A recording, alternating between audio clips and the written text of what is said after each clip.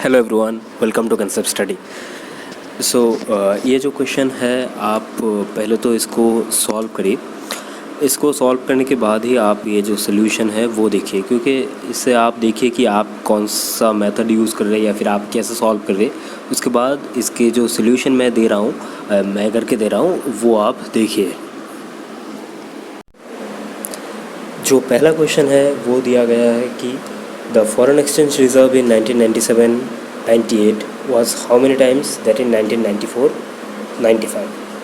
मतलब 1997-98 का जो फॉरेन एक्सचेंज रिज़र्व है 1997-98 का जो फॉरेन एक्सचेंज रिज़र्व है वो 1994-95 से कितना गुना है।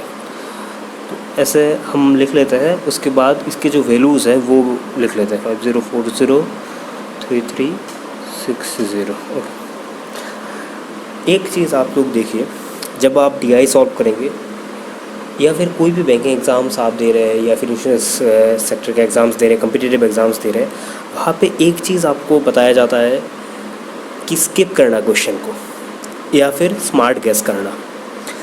अब ये जो क्वेश्चन है, अगर इस क्वेश्चन पे आप इसको डिवाइड करेंगे नहीं होगा। आप ऑप्शंस देखिए, ऑप्शंस के ज़रिए इसको सॉल्व करिए। अब ऑप्शन दिया गया है 1.5, 2, 3.5, 2.6, नन ऑफ दीज। ये जो नन ऑफ दीज ऑप्शन है वो बहुत ही कम क्वेश्चंस पे नन ऑफ दीज का जो है ऑप्शन मतलब आंसर करेक्ट होता है। तो ये कैलकुलेटिव रिस्क तो लेना ही पड़ता है हम लोगों को। अब 504336 जो है, हम इसको अगर देखते हैं 300 लेते हैं तो 300 का डबल कितना होगा 600। ऑब्वियसली 336 का डबल 600 के ऊपर हो जाएगा। मतलब ये जो 2, 3.5 या फिर 2.6 ऑप्शन है, ये सारे ऑप्शन गलत है। तो मेरा कौन सा ऑप्शन सही है 1.5। ये सारे अप्रॉक्सीमेटली हम मान के चलते हैं, जिससे कि हमें आसानी रहती है क्वेश्चन को सॉल्व करने में। अब इसका मैं अगर आपको दिखा देता हूँ सॉल्व करके, 336 और 1.5 है तो इसका हाफ है 168, इसका चलो 504। ठीक है, ये तो 1 का आंसर कितना है, 1 का आंसर है 1, 2। What was the percentage increase in foreign exchange reserve in 1997-98 or 1993-94? Foreign exchange reserve जो है उसमें परसेंटेज इंक्रीज़ कितना है वो पूछा गया है। अब परसेंटेज इंक्रीज़ हम कैसे निकालते हैं, 1997-98 minus 1993-94।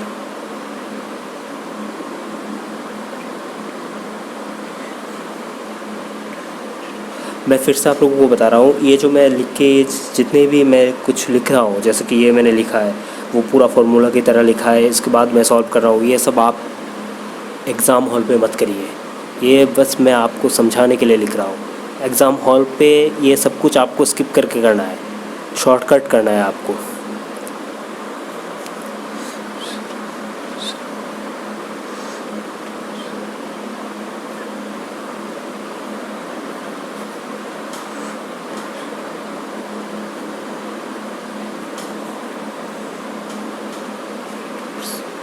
100%।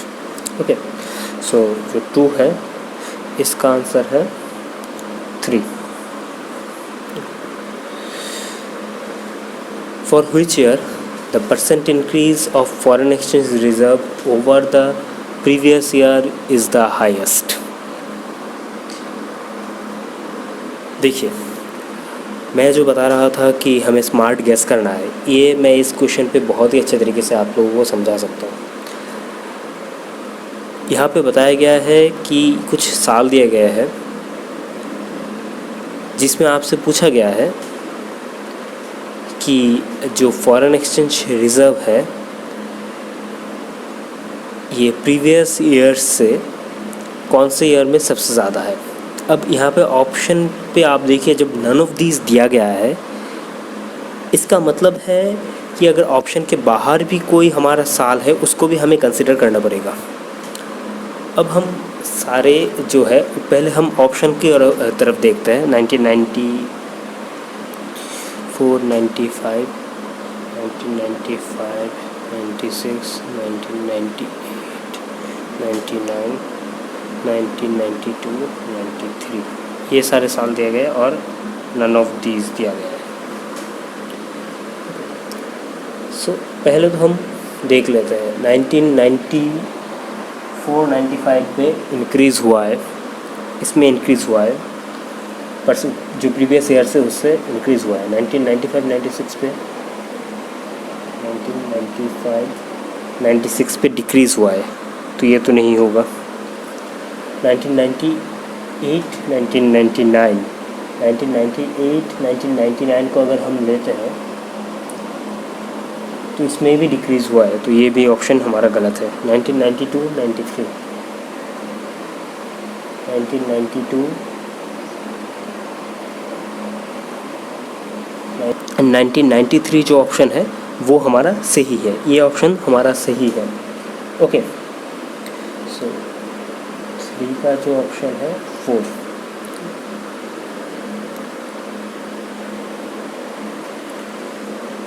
The foreign exchange reserve in 1996-1997 were approximately what % of average foreign exchange reserve over the period under review?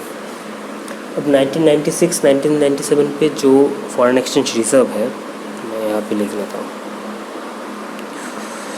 1996-1997 पे जो फॉरेन एक्सचेंज रिज़र्व है वो हमारा जो एवरेज रिजर्व है उसका कितना परसेंटेज है। इसमें इंक्रीज़ वगैरह कुछ नहीं पूछा गया है, बस कितना परसेंट है वो पूछा गया है।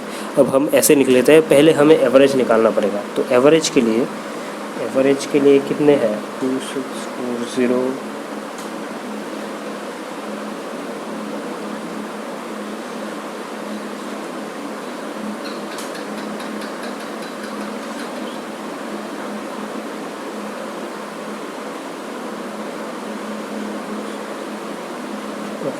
ये जो पूरा है इसको डिवाइड करेंगे हम 8 से। ओके, तो इसका आ जाएगा 27840/8, तो एवरेज आ जाएगा मेरा 3480, ये है मेरा एवरेज। Okay, average. और इसमें क्या हो जाएगा, इसमें हो जाएगा मेरा 4320/3480 × 100। इसको आप डिडक्ट वगैरह कर लीजिए। इसका जो आंसर आएगा ये अराउंड 124 के आसपास आता है, अप्रॉक्स 124 पॉइंट समथिंग। ओके, सो हमारे यहाँ पे जो आंसर दिया गया है वो दिया गया है 125। तो आंसर हो जाएगा 125%।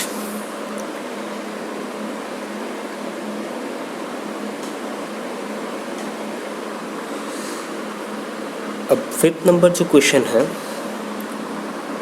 फिफ्थ नंबर क्वेश्चन क्या है, the ratio of number of years in which the foreign exchange reserves are above the average reserves to those in which the reserves are below the average.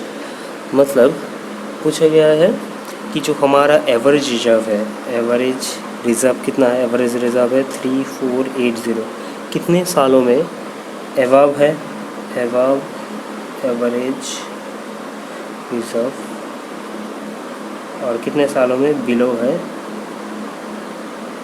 Average reserve, ये हमें पूछा गया है।